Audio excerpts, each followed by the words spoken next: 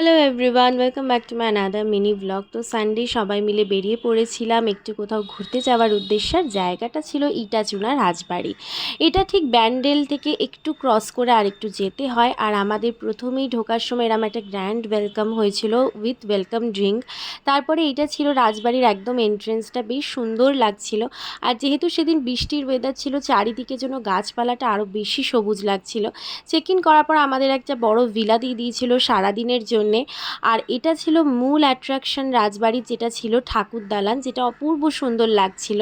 আর চারিদিকে সবুজ বাগানে ঘেরা পুকুর, গাছ, ফুল, ভীষণ সুন্দর লাগছিল। বেশ একটা অন্য রকমের ফিলিংস ছিল। তারপরে দুপুরবেলা আমরা সবাই মিলে বসে পড়েছিলাম লাঞ্চের জন্যে।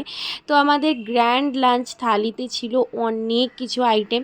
সত্যি কথা বলতে একা খেয়ে শেষ করা যায় না বললেই চলে।